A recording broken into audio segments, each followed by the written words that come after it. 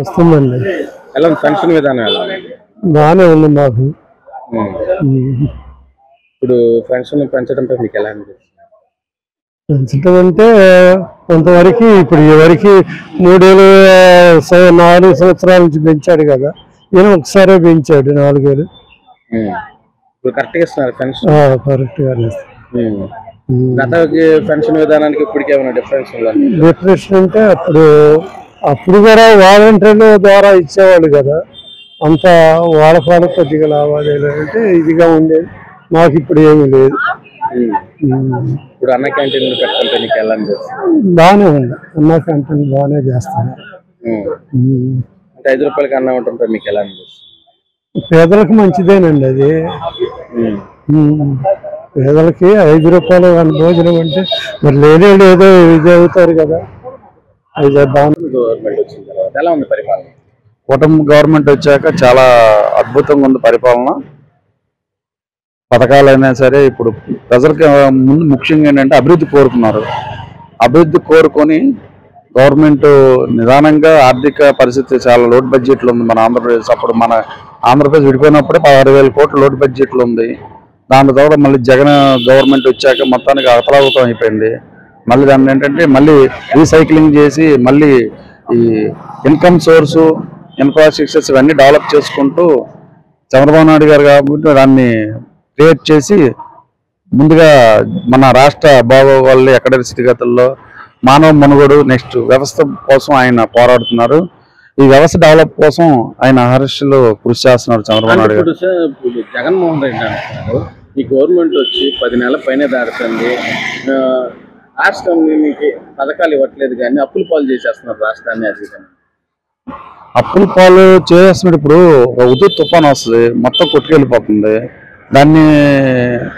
దాన్ని సరి చేయడానికి ఎన్ని రోజులు పడుతుంది? కనీసం మొన్న ఉదయం తుఫాన్లో వైజాగ్ మొత్తం చెట్లంతా లాక్కెళ్ళిపోయింది. దాన్ని కరెక్ట్గా 6 months 1 year పడుతుంది. అలాగే కూడా గత గవర్నమెంట్లో మొత్తానికి ఏం లేదు, మొత్తం నిర్వీర్యం చేశారు. దాన్ని సర్దుబాటు చేసుకోవాలంటే ముందు ఒక లైన్ రావాలిగా. ఒకసారి ఏకంగా పథకాలు ఇచ్చేసి చేయాలి కదా. మరి ఆ రాష్ట్రం అప్పుల్లో చేసి రాష్ట్ర గవర్నమెంట్ సంబంధించిన ఆస్తులను తాకట్టు పెట్టలేదు చంద్రబాబు నాయుడు. గత జగన్మోహన్ రెడ్డి తాకట్టు పెట్టి అక్కడ పెట్టి ఇక్కడ పెట్టి ఇచ్చారు. అలాగని ఎక్కడైనా చెప్పండి, మీరేం చెప్పండి, ఎక్కడైనా తాకట్టు పెట్టి చంద్రబాబు నాయుడు తెచ్చి ఇచ్చారా? లేదు. సో అలాగని ఎక్కడైనా లేనిపోయింది బాండ్లు పెట్టి తెచ్చారా? గవర్నమెంట్ ప్రాపర్టీ తాకట్టు పెట్టి తెచ్చి ఇవ్వడానికి పెద్ద ప్రాబ్లం కాదండి. దాన్ని ఎక్కడైనా మన గవర్నమెంట్ నుంచి నిధులు ఎక్కడ వస్తాయి, ఇన్కమ్ సోర్స్ ఎక్కడ ఉంది, ఆదాయ వనరులు పెట్టి నిదానంగా దాన్ని 1 నిదానం చేసుకుంటూ వెళ్తున్నారు. ఇప్పుడున్న పరిస్థితి అయితే సీఎం కుర్చీ ముళ్ళ కిరీటం. జనం అనుకుంటారు కూటమి ప్రభుత్వాలు చంద్రబాబు నాయుడు సీఎం పద బాగా అనుభూతున్నాడు అంటారు, కానీ చాలా నిజంగా అది ఎవరు నిద్రపట్టదు. అది నాకు తెలిసి అయితే, నా వ్యక్తిగతంగా తెలిసి అయితే ఎవరికి నిద్రపట్టదు. ఎందుకంటే తెల్లారితే జీతాలు ఇవ్వాలి, ఆదాయం లేవు, వనరులు లేవు. అలానే ఆర్థిక సంక్షోభం బాగా ఉంది. ఆర్థిక సంక్షోభంలో గాలి పడ్డానికి అమరావతి డెవలప్ మొన్న సెంట్రల్ గవర్నమెంట్ కూడా వాళ్ళు కూడా కూటమి వాళ్ళు బాగా సహకరించారు ఈసారి మోడీ గారు. సో మొన్న పోలవరం ప్రాజెక్ట్ కానీ కంటిన్యూ అవుతుంది. 2026 పోలవరం ప్రాజెక్ట్ 27కి చంద్రబాబు నాయుడు కంప్లీట్ చేయాలని ఆయన జేయం.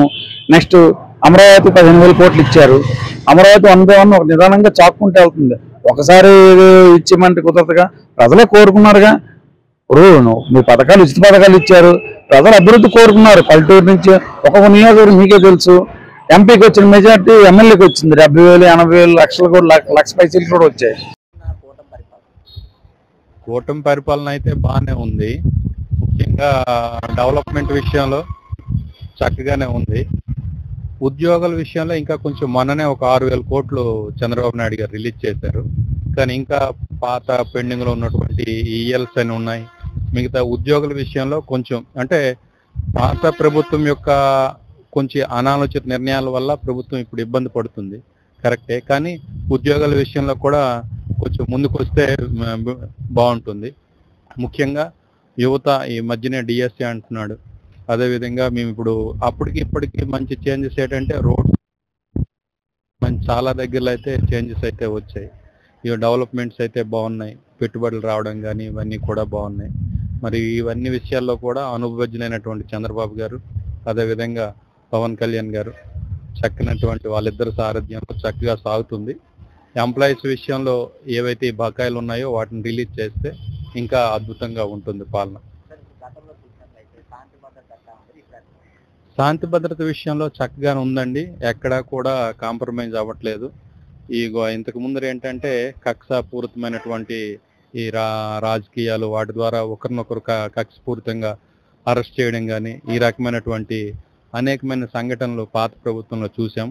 కానీ ప్రస్తుతం అయితే ఆ రకంగా కాదు. చట్ట పరిధిలో ఎవరైతే వాస్తవంగా తప్పు చేశారో వాళ్ళని చట్ట పరిధిలోనే శిక్షించడం అంటే జరుగుతుంది.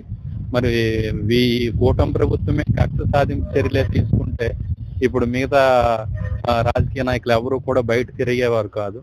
కానీ ఆ రకమైనటువంటి ఆలోచన అయితే లేదని మేము భావిస్తున్నది. ఆ రకంగా చంద్రబాబు మీద 100కి 200% ఆయన మీద నమ్మకం ఉంది. అసలు చంద్రబాబే విజనరీ లీడర్ అండి. మనం చూసినటువంటి విషయమే.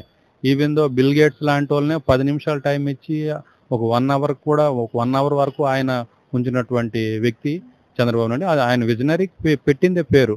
కాకపోతే ఏంటంటే ఆయన ఎక్కువ డెవలప్మెంట్ అని చెప్పి ముఖ్యంగా ఈ పేదల విషయంలో అంతకు ముందర కార్యకర్తల విషయంలో కొంచెం తక్కువగా చూడడం జరిగింది.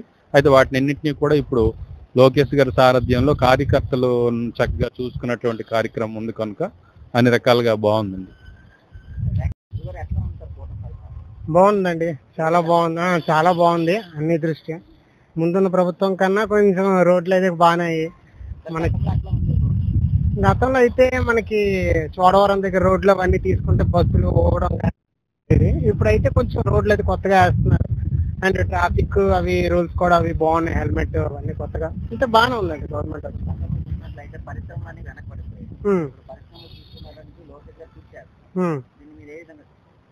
లోకేష్ గారి గురించి మనకు ముందు నుంచి ఐడియా ఉందండి. ఐటీ రంగంలోని బాగా తన యొక్క ప్రతిభ అయితే కనబరిచారు.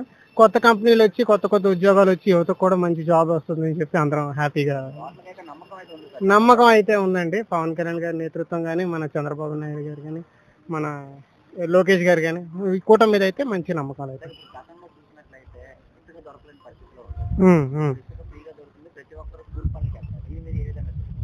అవునండి, గతంలో ఇసుకకి ఏంటంటే బ్లాక్ లో కొనాల్సి వచ్చేది. అది కూడా మనకి టైంకి అవైలబిలిటీ ఉండేది కాదు, స్లాట్ బుక్ చేసుకుని.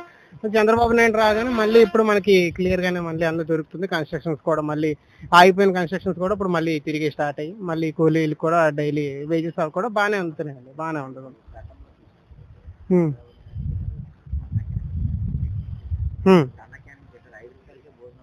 అవును, ఇంకా 5 రూపాయల భోజనం అంటే ఇంకా మనం చెప్పాల్సిన అవసరం లేదండి. అన్నా క్యాంటీన్లు ఎప్పుడైతే మనకు వచ్చాయో ఎవరైతే కూలి వాళ్ళు, వలస కార్మికులు వీళ్ళందరూ ఉంటారు కదా, వాళ్ళు మామూలుగా ఎక్కడ భోజనం చేసే సిచ్యువేషన్ ఉండేది కాదు వాళ్ళు సంపాదించిన దానికి.